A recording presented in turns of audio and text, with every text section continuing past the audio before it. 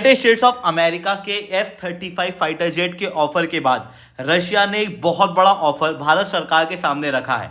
इस बार सुखोई 57 का ऑफर ही नहीं है, बल्कि इसके साथ में टेक्नोलॉजी ट्रांसफर और फुल कस्टमाइजेशन का भी ऑफर दिया गया है। फुल कस्टमाइजेशन मतलब हम सुखोई 57 से AMCA बना सकते हैं। सुखोई 57 का पूरी तरीके से AMCAइजेशन जो है वो हो सकता है।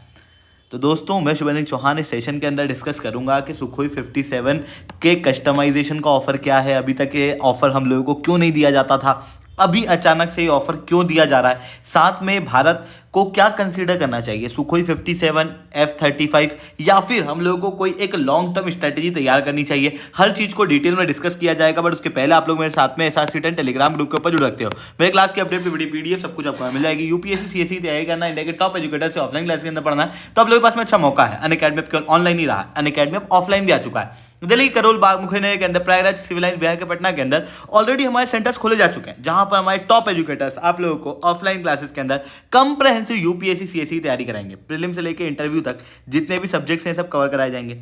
टेस्ट सीरीज दी जाएगी, स्टडी मटेरियल दिया जाएगा, वन-ऑन-वन मेंटरशिप दी जाएगी, सब कुछ आपको मिलेगा ऑफलाइन मार्केट के सबसे कम रेट में। तो अगर आप अनअकैडमी से जुड़ना चाहते हो तो इस नंबर पे आप कॉल कर सकते हो। इसके अलावा करंट अफेयर्स की मैगजीन, प्रीवियस ईयर के क्वेश्चन, प्रीलिम्स के मॉक टेस्ट, NCERT नोट्स की समरी और इंडिया ईयरबुक की समरी अगर आपको फ्री ऑफ कॉस्ट चाहिए तो नीचे डिस्क्रिप्शन के अंदर मैंने लिंक दी है, वहां से आप डाउनलोड कर सकते हो। चलिए दोस्तों, अब समझने का प्रयास करते हैं यहाँ पे क्या हुआ है। देखो, F-35 फाइटर जेट जो है उनका ऑफर डोनाल्ड ट्रंप द्वारा रिसेंटली भारत के प्रधानमंत्री नरेंद्र मोदी जब अमेरिका गए तो दिया गया था। हालांकि इस ऑफर के अंदर कुछ दिक्कतें भी हैं, उसे डिस्कस करेंगे, बट दूसरी तरफ भारत के पास में सुखोई 57 का ऑफर काफी पहले से है। इवन ये दोनों ही फाइटर जेट भारत के अंदर जब एरो इंडिया का शुरुआत हुआ तो उस समय पर ये दोनों ही फाइटर जेट आए। हालांकि सुखोई 57 को तो उड़ा के भी भारत के अंदर दिखाया गया, F-35 को उड़ा के नहीं दिखाया गया। एक्सपर्ट्स का मानना यह है कि अमेरिका जानता है कि F-35 दिखने में बहुत अच्छा है, पर उड़ने में सुखोई 57 के मुकाबले इतना बेहतर नहीं है। इस कारण से US द्वारा इस फाइटर जेट को नहीं उड़ाया गया था। बट हाँ, यूनाइटेड स्टेट्स ऑफ अमेरिका का कहना यह है कि हमारा जो ड्राइवर है, जो डेमोन्स्ट्रेशन करता है, वो अवेलेबल नहीं है, इस कारण से हम ये फाइटर जेट नहीं उड़ा रहे हैं। अब बात आती है कि सुखोई 57 और F-35 की कैपेबिलिटीज में क्या अंतर है। देखो, दोनों ही फाइटर जेट जो है वो 5th जनरेशन है, बट सुखोई 57 ट्विन इंजन है और F-35 सिंगल इंजन है। इसी कारण से दोनों के बीच में स्पीड का भी डिफरेंस दिखाई देता है। सुखोई 57 की स्पीड ज़्यादा है as compare to F-35। Endurance भी सुखोई का ज़्यादा है as compare to F-35। Range भी सुखोई की ज़्यादा है as compare to F-35। Combat load भी सुखोई का ज़्यादा है as compare to F-35। Take off capability भी सुखोई की ज़्यादा है एज कम्पेयर टू F-35। वहीं अगर मैं बात करूं दोनों के अंदर खर्चे की, तो आपको F-35 के अंदर खर्चा ज़्यादा दिखाई देगा। लगभग $80 मिलियन का F-35 लाइटनिंग 2 फाइटर जेट माना जाता है।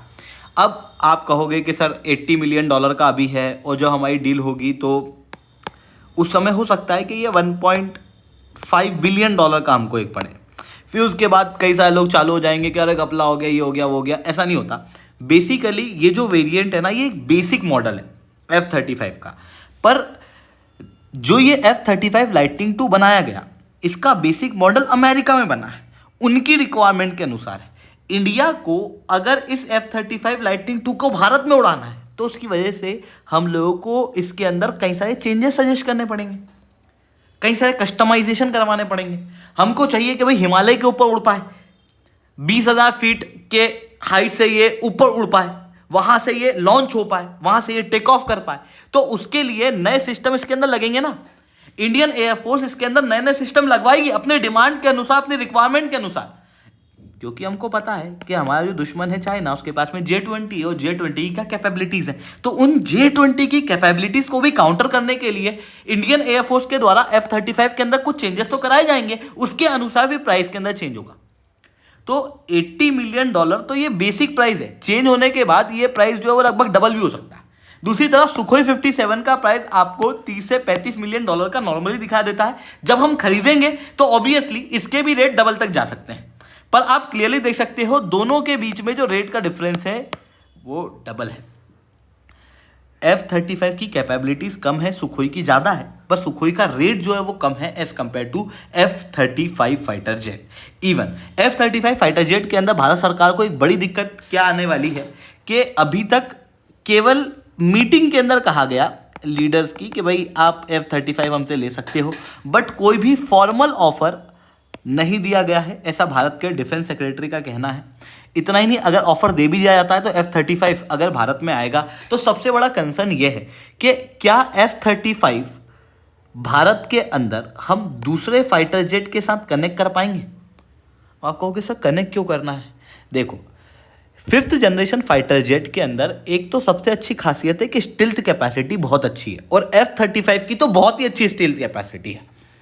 उसके साथ में इन फाइटर जेट के अंदर और भी कुछ नए जनरेशन की चीजें आती हैं। फॉर एग्जाम्पल इंटरकनेक्टेडनेस, ये अलग अलग फाइटर जेट के साथ इंटरकनेक्ट हो सकता है। साथ में क्या है कि बड़े एरिया के ऊपर नजर रख के फिर उसके अनुसार लड़ाई कर सकता है। पूरी युद्ध भूमि के अंदर युद्ध करने के लिए बना हुआ F-35। इसी कारण से F-35 के रेट ज्यादा है। एग्जाम्पल के रूप में ऐसे समझो, आपके पास आईफोन है तो आईफोन के रेट ज्यादा है एज कंपेयर टू कोई एंड्रॉयड का आपका वीवो या ओप्पो का फ़ोन है। पर आईफोन की खास बात क्या है कि आईफोन जो है उसका एक इकोसिस्टम क्रिएट हो सकता है एप्पल का।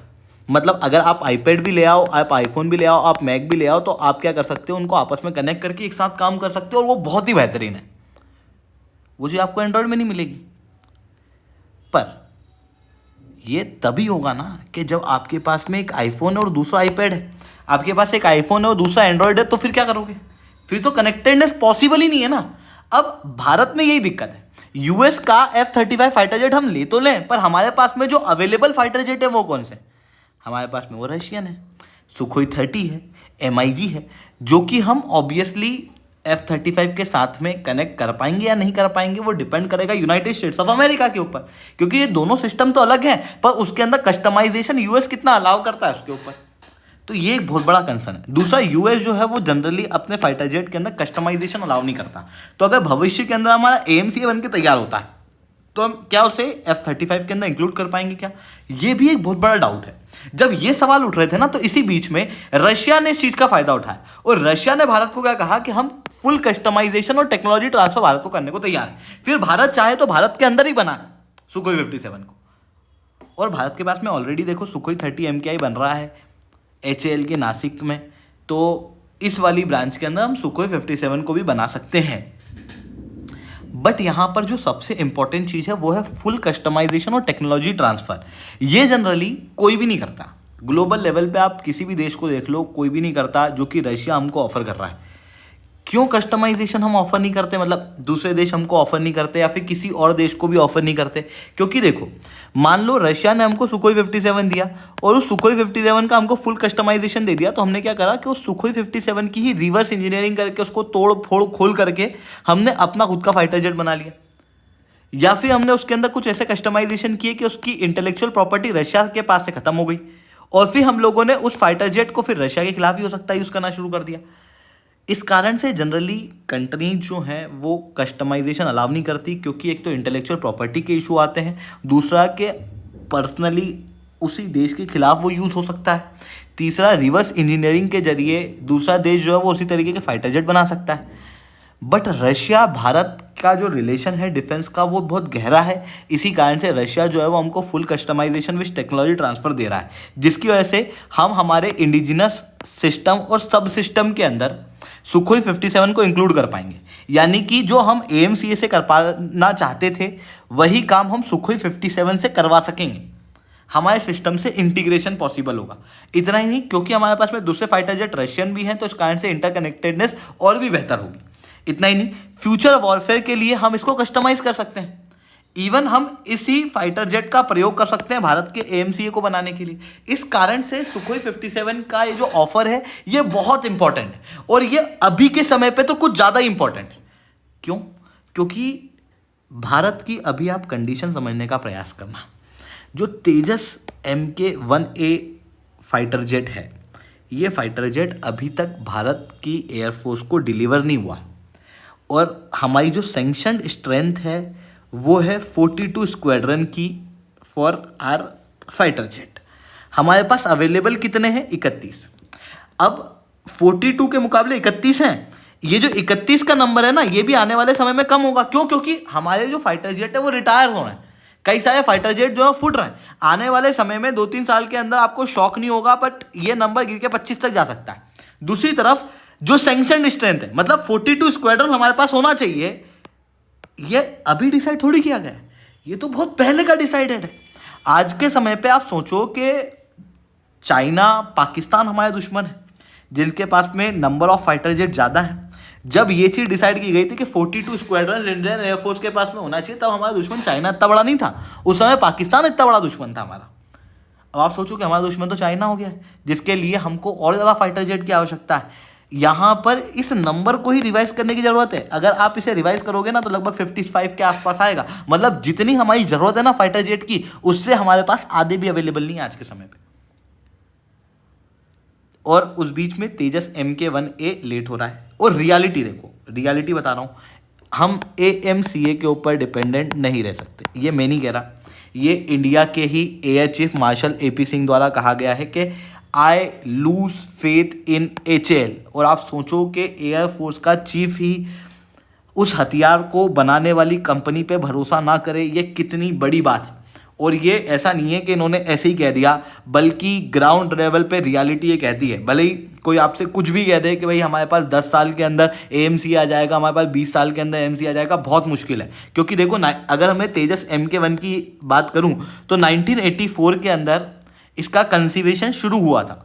17 साल लगे इस फाइटर जेट को उड़ाने में। फिर 2009 में इंडियन एयरफोर्स ने इसका ऑर्डर दिया, फिर 16 साल लग गए इसको इंडक्ट होने में। 2016 में इंडक्ट हुआ, फिर उसके बाद अभी तक इंडियन एयरफोर्स को ये फाइटर जेट नहीं मिला है। 40 वर्ष हो चुके हैं पर अभी तक ये फाइटर जेट नहीं मिला है। अब AMCA के प्रोग्राम को अगर हम आज से शुरू कर भी रहे हैं, जिसके अंदर हम इंडिजिनाइजेशन कर रहे हैं, नो डाउट बहुत अच्छी चीज़ है, बहुत अच्छा प्रोग्राम है जो कि भारत के डिफेंस सेक्टर को इंडिजिनस करना चाहता है। बट ये लॉन्ग टर्म है, इसके पहले हम लोगों को HAL के अंदर बड़े बदलाव करने पड़ेंगे, फिर AMC आएगा। अब सोचो आप कि चाइना, जिसने ऑलरेडी अपना 5th जनरेशन फाइटर जेट तो बना ही लिया, 6th जनरेशन उसने लॉन्च कर दिया है। अब आपको रियलिटी बता रहा हूँ मैं, आज से मान लो 15 साल बाद भी, मान लो 15 साल, क्योंकि 5 साल का डिले तो बहुत ही नॉर्मल है इंडिया में। 2035 हम कह रहे हैं, 2040 के पहले पहले आना बहुत मुश्किल है। अगर 15 साल में भी हम एक 5th जनरेशन फाइटर जेट बनाते हैं, तब आप सोचो कि चाइना कहाँ पहुँच चुका होगा। ऐसी कंडीशन में भारत की स्ट्रेटजी क्या होनी चाहिए? क्योंकि China obviously 7th 8th generation में पहुँच जाए, कुछ नई टेक्नोलॉजी ला चुका होगा, और हम कहाँ पहुँचे होंगे? 5th जनरेशन पे। और जब हम 5th जनरेशन पे पहुँचेंगे तब तक 5th जनरेशन आउटडेटेड हो चुका होगा। कंट्रियाँ जो है वो 7th 8th जनरेशन जो है वो बना दी होंगी, और फिर हमको एक नया प्रोग्राम जो है वो शुरू करना पड़ेगा। ऐसी कंडीशन में हम लोगों को क्या करना चाहिए, ये वे फॉरवर्ड हम हमारे आंसर्स के अंदर लिख सकते हैं कि F-35 फाइटर जेट जो है वो हम USA ले सकते हैं, बट बहुत ज़्यादा नंबर में नहीं, एक मिनिमम अमाउंट, क्योंकि US हमें फाइटर जेट समय पर डिलीवर कर सकता है। दूसरा देखो, हम किसी भी कंट्री से जब डिफेंस के इक्विपमेंट लेते हैं तो केवल हम डिफेंस के इक्विपमेंट नहीं ले रहे, हम उस कंट्री की पूरी की पूरी डॉक्ट्रिन लेते हैं, उस कंट्री का दूसरे जियोपॉलिटिकल लेवल पे भी सपोर्ट लेते हैं। इसे ऐसे समझो कि यार जब हम तेल खरीदते हैं तो तेल हमने कितने का खरीदा ये इंपॉर्टेंट नहीं, हमने किससे खरीदा ये इंपॉर्टेंट है, क्योंकि उससे ही रिलेशन बनेंगे।